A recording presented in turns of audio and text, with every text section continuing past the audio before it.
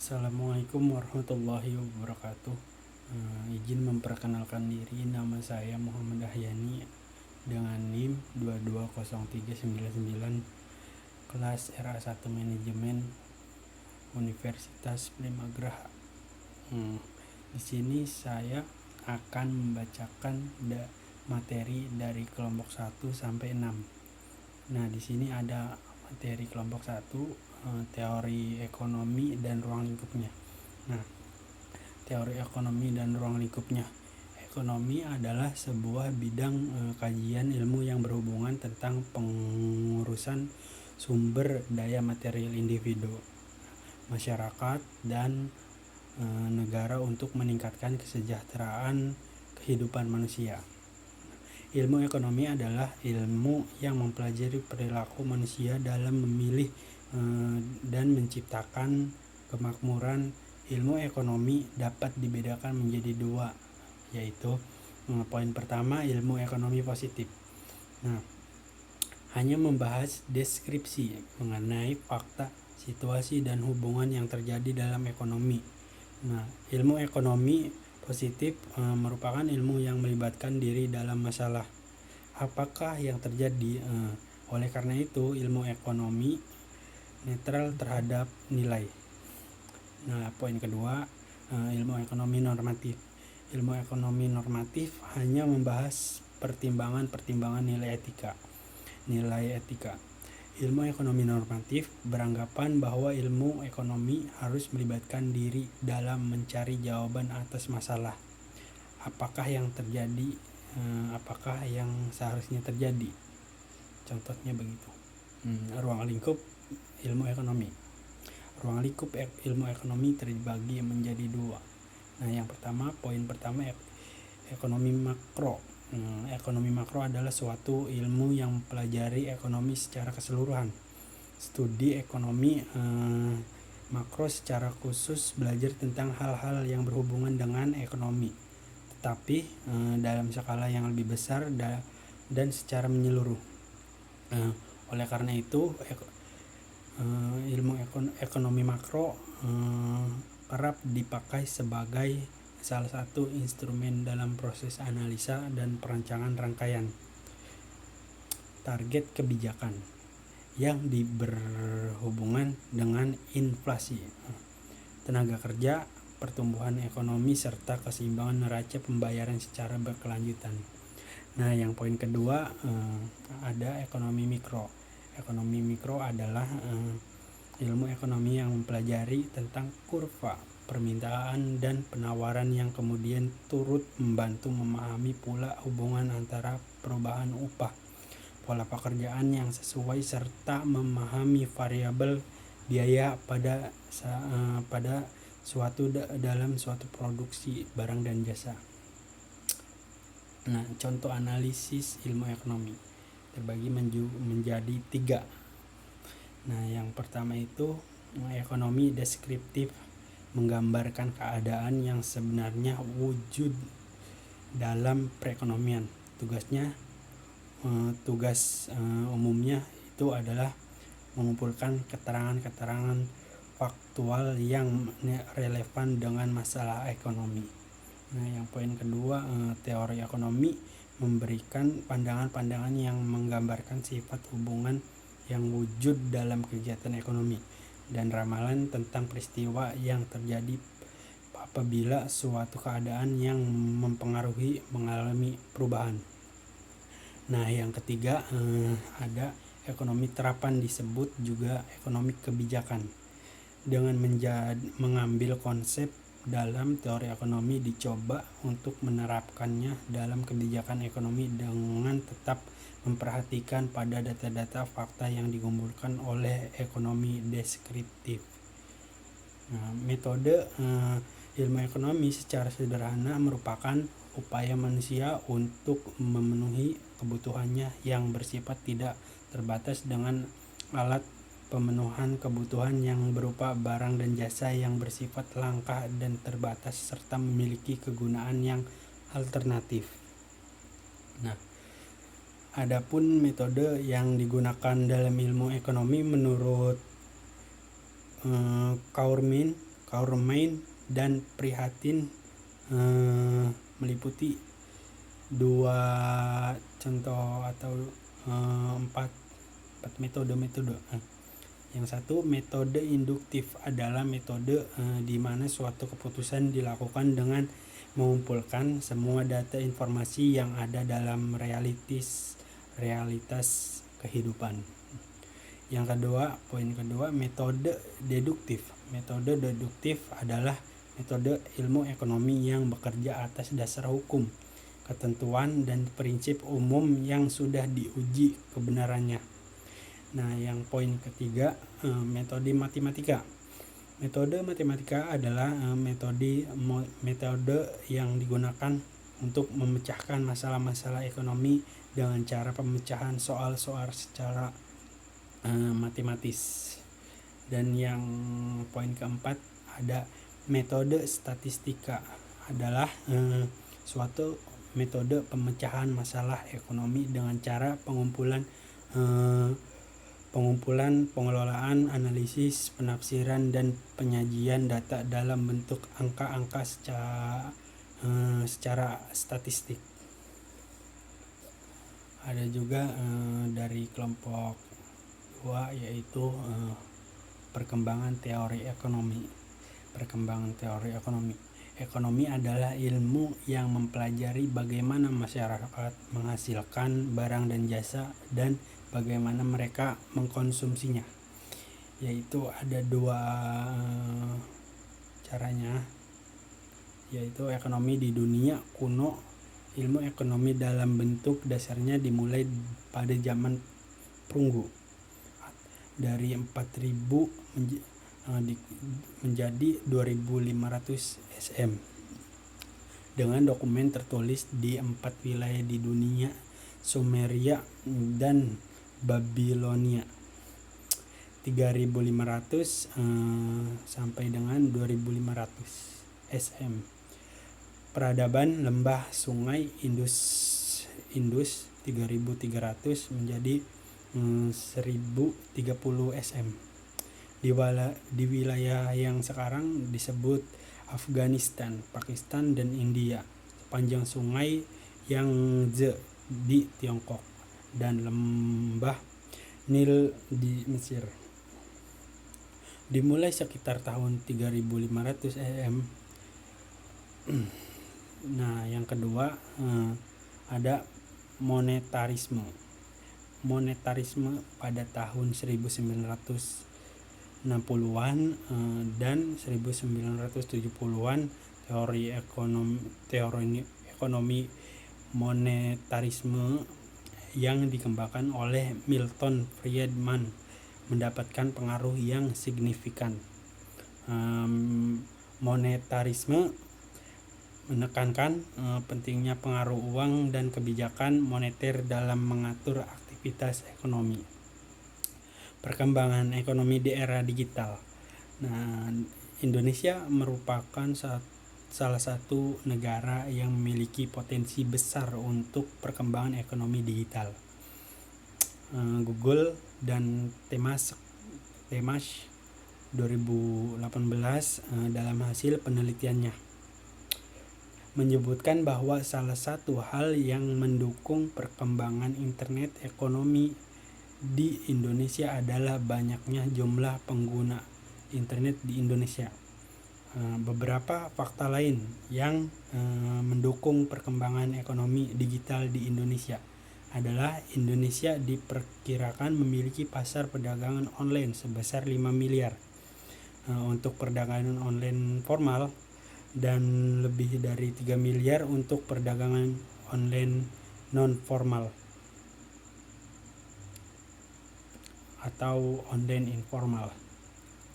Indonesia diperkirakan memiliki 30 juta pembeli online pada tahun 2017 dengan total populasi sekitar 260 juta. Nah, terus ada dari kelompok 3 elastisitas permintaan dan penawaran. Elastisitas permintaan adalah suatu alat atau konsep yang digunakan untuk mengukur derajat kepekaan dan respon perubahan jumlah atau kualitas barang yang dibeli sebagai akibat perubahan faktor-faktor yang mempengaruhi jumlah pengguna untuk tingkat kebutuhan. Nah, tersedia atau tidaknya barang pengganti di pasar ada 3 variabel. Poin 1, elastisitas harga permintaan adalah respon jumlah permintaan akibat perubahan harga barang atau dengan kata lain merupakan perbandingan daripada presentasi perubahan jumlah barang yang diminta dengan persentase perubahan dengan harga di pasar. Sesuai dengan hukum permintaan, di mana jika harga naik maka kualitas barang turun dan sebaliknya. Yang poin kedua, elastisitas silang koefisien yang menunjukkan sampai di mana besarnya perubahan permintaan terhadap suatu barang apabila terjadi perubahan terhadap harga barang lain dinamakan sebagai elastisitas permintaan silang atau dengan ringkas elastisitas silang. Elastisitas penawaran. Elastisitas penawaran ialah perbandingan antara beberapa besar perubahan atau perubahan jumlah barang yang ditawarkan sebagai akibat dari perubahan harga. Jenis-jenis elastisitas penawaran. Di sini ada 5, yaitu penawaran elastis sempurna. Yang kedua, penawaran tidak elastis. Elastisitas perubahan penawaran lebih kecil dari perubahan harga. Artinya perubahan harga mengakibatkan perubahan yang relatif kecil terhadap penawaran.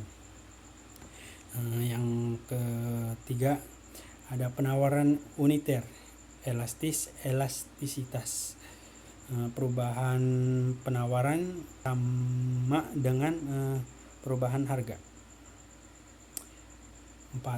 Yang keempat, penawaran elastis, perubahan penawaran lebih besar dari perubahan harga. Artinya perubahan harga mengakibatkan perubahan yang relatif besar terhadap penawaran. Yang terakhir, poin kelima, penawaran elastis sempurna, elastisitas tak sehingga perusahaan dapat menyuplai beberapa kebutuhan pada satu tingkat harga tertentu. Perusahaan mampu menyuplai pada biaya per unit konsisten dan tidak ada limit kapasitas produksi. Terus ada dari kelompok 4, yaitu teori perilaku konsumen. Nah, perilaku konsumen yaitu proses yang dilalui oleh seseorang atau organisasi dalam mencari, membeli, terus menggunakan, mengevaluasi, dan membuang produk atau konsumsi untuk memenuhi kebutuhannya. Terus perilaku konsumen perlihatkan dalam beberapa tahap, yaitu tahap sebelum pembelian dan setelah pembelian.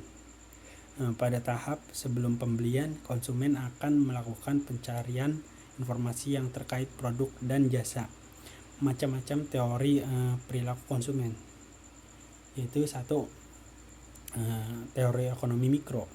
Teori ini beranggapan bahwa setiap konsumen akan berusaha memperoleh kepuasan maksimal. Yang kedua, psikologis teori. Teori ini mendasarkan diri pada faktor-faktor psikologis individu yang dipengaruhi oleh kekuatan-kekuatan lingkungan. Nah, yang ketiga, teori antropologi, yaitu teori ini juga menekankan perilaku dari suatu, melainkan hanya dapat dibandingkan, begitu.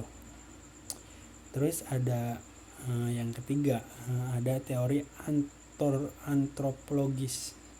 Teori ini juga menekankan perilaku pembelian dari suatu kelompok masyarakat yang ruang lingkupnya sangat luas, seperti kebudayaan, kelas-kelas sosial, dan sebagainya. Dua macam pendekatan, yaitu poin 1, pendekatan kardinal didasarkan pada asumsi bahwa tingkat kepuasan yang diperoleh konsumen dari mengkonsumsi barang dapat diukur dengan satuan tertentu, seperti rupiah. Rupiah jumlahnya, jumlah unit atau buah dan lain-lain. Dan yang poin kedua, pendekatan ordinal. Pendekatan ordinal ini menyatakan bahwa utilitas tidak dapat dihitung, melainkan hanya dapat dibandingkan.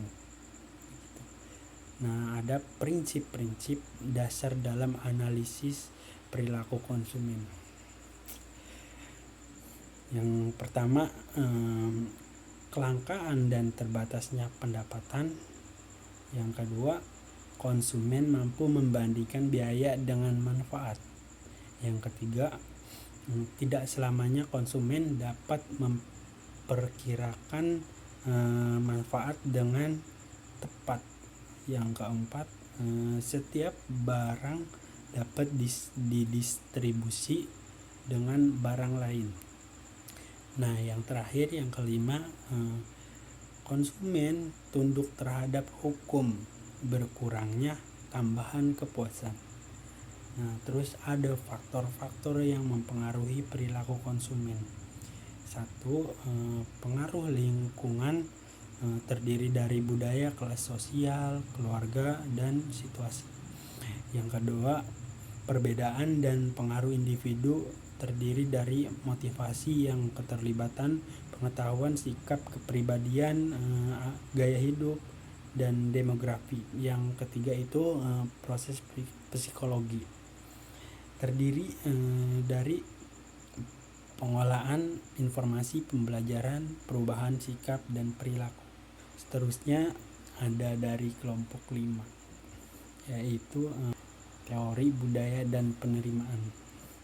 Biaya adalah jumlah uang atau sumber daya yang dikeluarkan atau dikorbankan untuk mendapatkan atau menghasilkan suatu barang dan jasa. Teori biaya dan penerimaan adalah konsep-konsep dasar dalam ekonomi yang digunakan untuk memahami bagaimana perusahaan membuat keputusan produksi dan menentukan tingkat output yang optimal. Faktor-faktor yang mempengaruhi biaya, harga, dan ketersediaan bahan baku dapat mempengaruhi biaya produksi. Harga bahan baku yang tinggi atau fluktuasi harga dapat meningkatkan biaya produksi. Tingkat upah, jumlah tenaga kerja yang diperlukan, dan produktivitas pekerja dapat mempengaruhi biaya tenaga kerja. Macam-macam biaya produksi terbagi menjadi ada 5 poin. Yang 1, biaya tetap merupakan biaya yang dalam kurun waktu tertentu jumlahnya tetap dan tidak berubah. Biaya ini tidak bergantung dari banyak sedikitnya barang atau output yang dihasilkan. Nah, yang poin kedua, biaya variabel merupakan pengeluaran yang jumlahnya tidak tetap atau berubah-ubah sesuai dengan jumlah output yang dihasilkan. Jadi semakin banyak jumlah produk yang dihasilkan, semakin besar pula biaya variabelnya. Yang ketiga, biaya total merupakan jumlah seluruh biaya yang dikeluarkan untuk memproduksi semua output, baik barang atau maupun jasa. Yang keempat, biaya rata-rata merupakan biaya total yang dikeluarkan untuk setiap unit output. Nah, yang poin terakhir ada biaya marginal merupakan kenaikan dari biaya total yang diakibatkan oleh diproduksinya tambahan satu unit output. Nah, terus ada pendapatan adalah total penerimaan yang diperoleh oleh periode tertentu. Faktor-faktor yang mempengaruhi penerimaan yaitu harga dan kebijakan penetapan harga. Permintaan pasar, elastisitas harga, kondisi ekonomi, pemasaran dan promosi pendapatan dibagi menjadi 3, yaitu poin pertama, pendapatan total adalah salah satu parameter kunci dalam laporan keuangan perusahaan dan mencakup semua sumber pendapatan yang diperoleh oleh perusahaan selama periode tertentu. Yang poin kedua, pendapatan rata-rata pada sebuah perusahaan mengacu pada pendapatan yang dihasilkan perusahaan per unit produk atau jasa yang dijual atau diproduksi. Yang ketiga, pendapatan marginal. Pendapatan marginal ini adalah konsep dalam ekonomi dan analisis bisnis karena membantu perusahaan dalam mengambil keputusan tentang tingkat produksi yang optimal. Nah, hubungan antara teori biaya dan penerimaan erat kaitannya dalam analisis ekonomi dan bisnis.